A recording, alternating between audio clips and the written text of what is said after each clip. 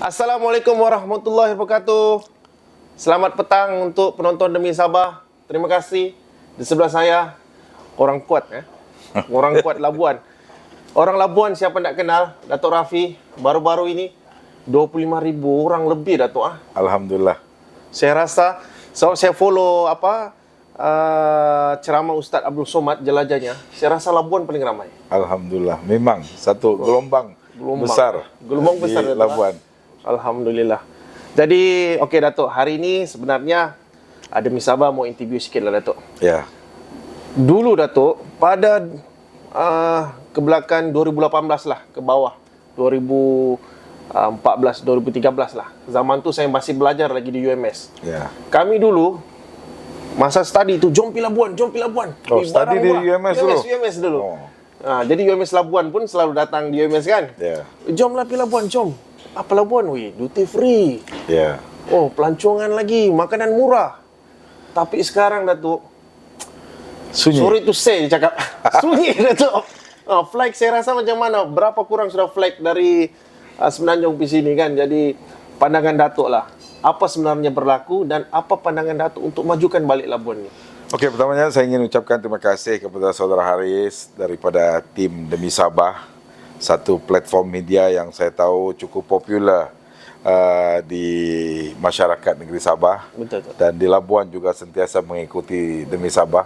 Isu-isu panas yang selalu dibangkitkan Demi Sabah.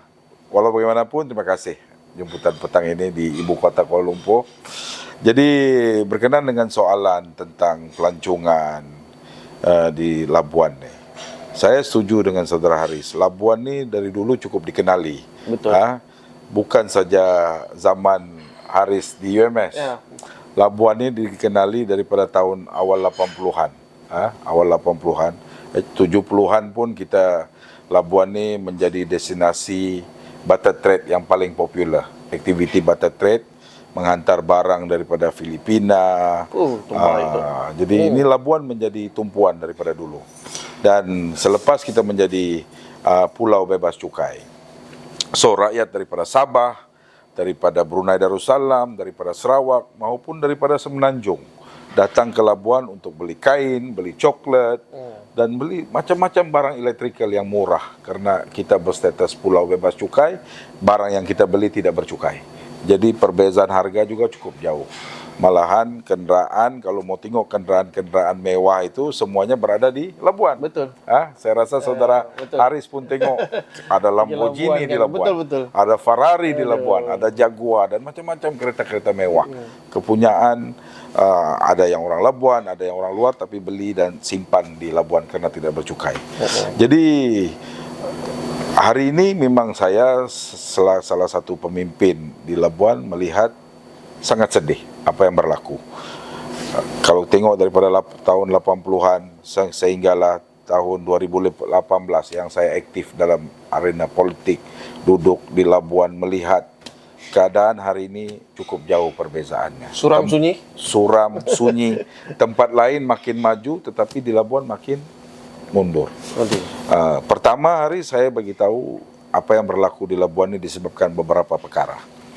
Pada tahun 2017 tidak silap saya, kejatuhan harga minyak dunia daripada 80, 90 dan pernah mencecah $100 setung, pernah turun sehingga $30 setung. Itu serangan pertama terhadap ekonomi Labuan, sehingga kan beratus syarikat-syarikat oil and gas yang ada di Labuan itu berpindah keluar daripada Labuan. Ada yang balik pergi Miri, ada yang balik pergi Bintulu, ada yang balik ke Tanah Besar Semenanjung.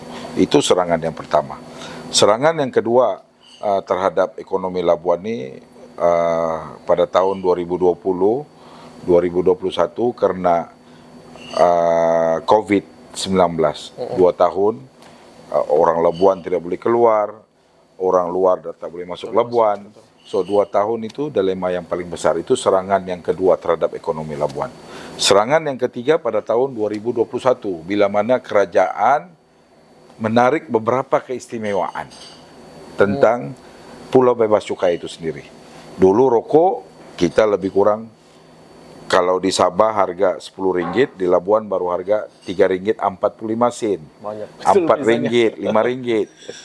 Kalau sekarang harga rokok di Sabah Rp17.40, di Labuan mungkin baru Rp10 ataupun Rp11. Tetapi sekarang harga rokok di Labuan sama harga. Harga rokok. Harga-harga minuman masih maintain, tetapi dulu orang yang datang Labuan, kalau Haris datang Labuan, melebihi 72 jam, Haris boleh bawa.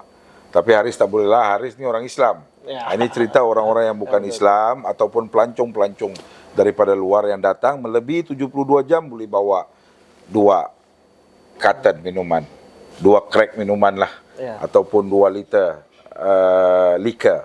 Sekarang ini tidak boleh.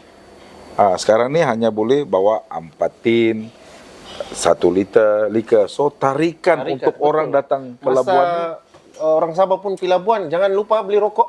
Mesti. Kalau kami keluar pun kadang-kadang kena pesan ini itu ini, tapi betul. Kita pun kena ikut undang-undang. Kita boleh bawa 2 carton lah.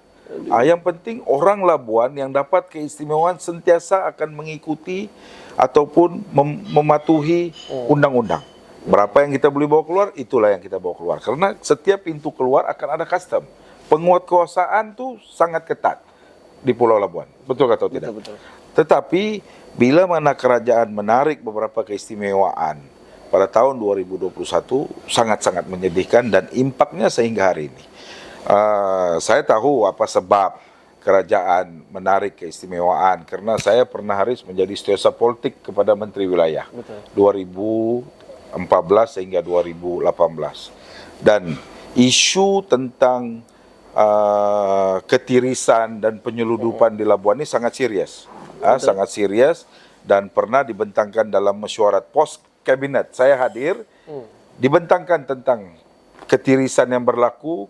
Kerajaan hilang lebih kurang 460 juta ringgit uang cukai yang tidak dibayar karena penyeludupan minuman keras, kendaraan dibawa lari yang tidak bercukai. Jadi disebabkan itulah kerajaan menarik beberapa keistimewaan. Beli kereta di Labuan murah, tetapi bila mau bawa keluar ke Sabah, kena isu bank guarantee. Kalau nilai bank cukai itu 150.000, so kita kena isu bank guarantee kepada custom 150.000. So orang Labuan, kau boleh beli kereta, tapi mau bawa keluar kena isu bank guarantee, it's not fair. Kalau saya ada duit, bagus saya bayar tax. Tapi ini untuk kendaraan yang 3.000 cc ke atas lah. Kalau mau beli contoh kereta Lexus 3.000 cc ke atas, mau bawa keluar Sabah kena isu bank guarantee. So beberapa keistimewaan nih yang menjadi impak yang sangat-sangat negatif kepada Labuan. Itu soal antara sebab bebas cukai satu, COVID satu, harga minyak turun satu. Yang seterusnya saya nampak kurangnya aktiviti-aktiviti yang membawa impak besar diadakan di Labuan sudah. Kalau dulu, Haris, tahun 80-an, tahun 90-an, orang Sabah, orang Brunei, orang daripada Sarawak, kalau mau tengok penyanyi terkenal negara ni, akan datang Labuan. Setiap tahun 4-5 kali program penuh dataran Labuan, nak tengok Amy Search di Labuan, nak tengok Awi di Labuan, nak tengok Ella datang Labuan. Sekarang aktiviti ini berkurangan. Tidak ada pun. Jadi kalau saya tengok Datuk sebagai pencetus sekarang ni Datuk, bawa Amy Search, bawa Ustaz Abdul Somad. Adakah ini bajet dari kerajaan atau Datuk sendiri? Dia sebenarnya, Haris, saya telah melihat keadaan apa yang berlaku di Labuan ni disebabkan tidak ada event-event atau program-program yang berimpak besar yang boleh mendatangkan orang daripada luar untuk datang ke Labuan. Jadi saya mengambil satu inisiatif bermula tahun lepas untuk mesti melaksanakan program yang berimpak besar ini. Antara dia Ustaz Abdul Somad. Alhamdulillah, syukur Alhamdulillah, saya ingin mengambil kesempatan untuk mengucapkan terima kasih kepada warga Labuan, warga Sabah, warga Brunei, warga Sarawak yang membanjiri dataran Labuan. Angka sebenar adalah 28.000 rakyat berada di dataran Labuan ketika ceramah ataupun program Labuan berselawat bersama Ustadz Abdul Samad. Alhamdulillah. Jadi ini adalah program langkah pertama yang saya akan buat yang boleh mendatangkan orang daripada luar Betul. ke Labuan. Labuan memerlukan program seperti ini, Haris. Betul. Saya ingin bagi contoh. 3 hari sebelum program Ustadz Abdul Samad, feri daripada Menumbuk datang ke Labuan sudah dipenuhi oleh kendaraan-kendaraan daripada Sabah. Feri daripada Brunei, program hari Sabtu, hari Jumaat pagi, feri yang datang daripada Brunei semua penuh karena mau datang ke ceramah Ustadz Abdul Samad. Begitu juga daripada Limbang, Sarawak. Jadi banyak orang luar datang karena ada program seperti ceramah Ustadz Abdul Samad. So Labuan memerlukan program seperti ini. Saya pernah melontarkan satu cadangan, permintaan mewakili pemimpin masyarakat Labuan. Saya minta kerajaan yang sepatutnya drive program-program seperti ini. 10 juta ringgit saja saya minta. Daripada kerajaan pusat, bagi kepada Perbadanan Labuan 10 juta ringgit. Perbadanan Labuan akan menyusun program-program yang berimpak besar sebulan 2 kali saya kita minta. 10 juta kau bagi dengan 12 bulan. Lebih kurang 400.000 sebulan. Satu program bernilai 200.000 confirm kita boleh mendatangkan orang daripada luar untuk datang ke Labuan. Datang Labuan, hotel penuh.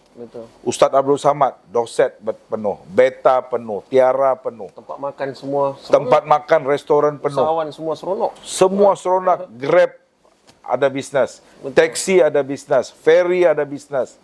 So semua pihak dapat kecapi keuntungan daripada program yang ada di dataran Labuan pada 27 Januari. Jadi program seperti ini diperlukan. Tetapi kalau saya ataupun pihak-pihak NGO atau swasta tidak mampu untuk buat setiap bulan. Mungkin kita punya kemampuan boleh buat setahun 2 kali ataupun 3 kali. Tetapi Labuan memerlukan program setiap bulan seperti apa yang kami buat baru-baru ini. Jadi saya harap kerajaan boleh timbang bagi kepada Perbadanan Labuan. Contoh 10 juta setahun. So setiap bulan Perbadanan Labuan boleh merangka program, 1 bulan 2 program. Sama ada program agama boleh, program hiburan boleh, program sukan boleh, program kemasyarakatan boleh, macam-macam program. Labuan dikenali daripada dulu, Labuan Sea Sport Challenge.